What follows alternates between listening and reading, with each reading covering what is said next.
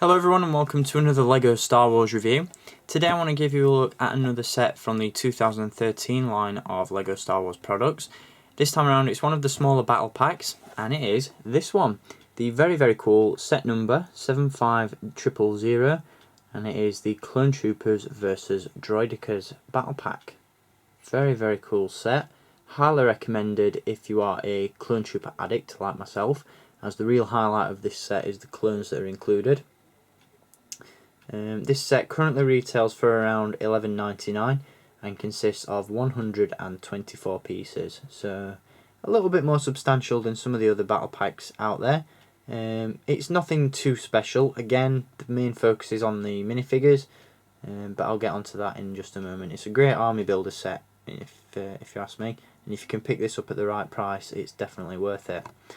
As you can see, this is the box that the set comes in, and you've got the very cool 2013 branding at the top of the box.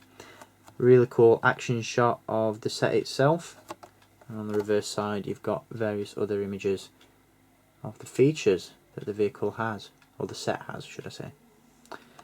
As you can probably tell from the image, the main focus of this set is sort of a stylized version of the the clone command center that we see in Attack of the Clones.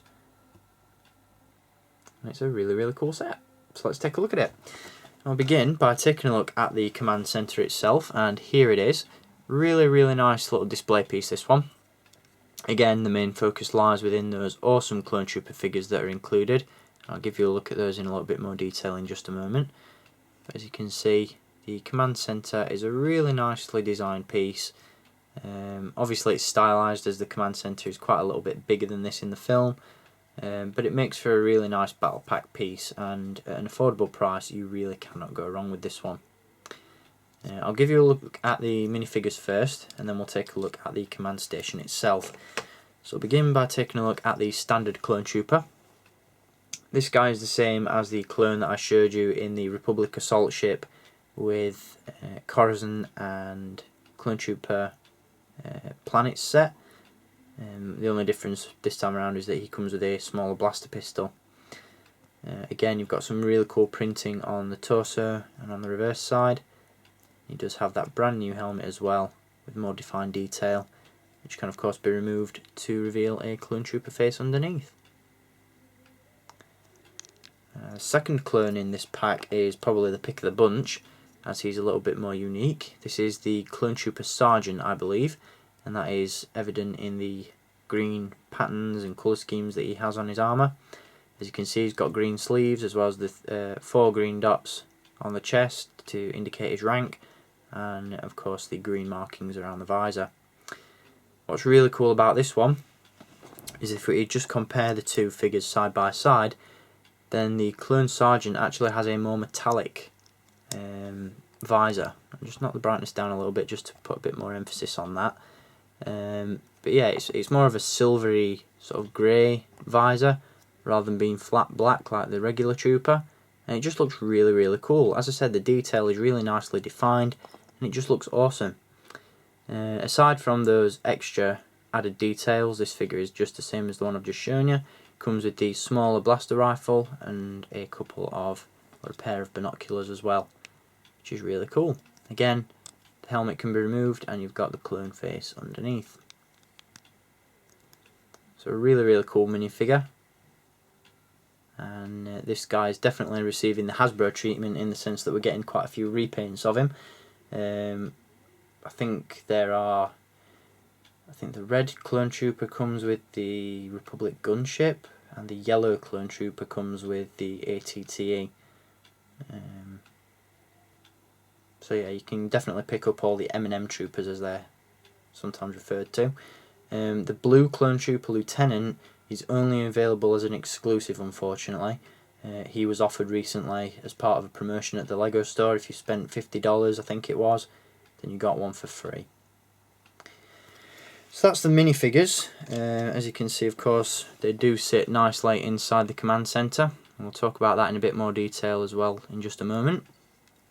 But the other minifigures, if you can call them that, are of course the Droidekas that we get in this set. Now these are really nice. Definitely the definitive Droideka Lego pieces in my opinion. They've been really well made, a lot of effort has gone into the design of these, and they're just really clever and really cool. As you can see, you've got the translucent red piece at the front there to indicate the sensors or the eyes or whatever they're called on the front of the Droideka. You've got the blasters there as well. Of course the pincer-like legs, which is just awesome. Love these figures, and as I said, you do get 2 of those in the set. Not entirely sure if you can roll these up into a ball. I'll try that now while we're live on cam. No, you can't, is the answer to that question. That's about as close as you can get to having these things in a ball, which is a bit unfortunate, but you know, you can't ask for too much, can we? But very cool nonetheless, I think. I can, yeah, it's a bit hit and miss. You can roll that around if you take a bit of artistic license with it, but that's about as close as you're going to get it, I'm afraid. But really cool nonetheless. As standing static pieces, they do look very cool, I'm sure you'll agree. And of course, we all need our clones to fire at something. That's the Droidekas. Now on to the main focus of this set, and that is of course the command station. Now, as I said, this is based on the command station that we see in Attack of the Clones, obviously shrunk down in size a little bit just to make it fit into the battle pack line. Pardon my phone making pinging noises again. There are quite a few features on this one. We have a couple of flaps on the side which operate as sort of a walkway for the troopers to climb into the station. If we just remove the minifigure, as you can see inside there, you've got a control panel, which looks a little bit cheesy in my opinion. It's a bit sort of what's the word, retro space age Legos, if you ask me. Not really Star Wars, but there you go, that is what it is. You've got another feature as well in this one. As you can see, the radar or the antenna on the top can be positioned, and you can also lift up this box, this clunky box at the back, to reveal a firing projectile inside, and obviously you just flick that at the back and it goes firing out. Unfortunately, if your clone trooper stood in the way, it's going to hit him in the back of the head, which I'm sure he's not going to be too pleased about, but it's there anyway. You know, if you stand to the side, you can fire that out and hit the Droidekas.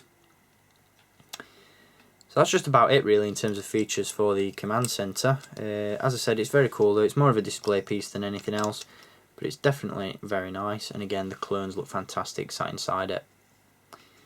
So it's definitely a set that I would recommend picking up. Again, if you're a clone trooper addict like myself, this is a must-have, and I dare say if I see a few more of these going cheap enough, I will be picking up quite a few more, because it's a fantastic set, and I really wouldn't mind trying my hand at Lego army building. So we've enjoyed this review once again, the Clone Troopers vs Droidekas Battle Pack from the 2013 range of Star Wars products. Really cool set, definitely one that you should get. So thank you for watching this review guys, I hope you've enjoyed it, and I'll be back with more vintage and Lego and all sorts of Star Wars goodness in the very near future, so stay tuned. In the meantime, I hope you've enjoyed this video, and I'll be back with more soon. Until then, as always, keep collecting, and may the Force be with you.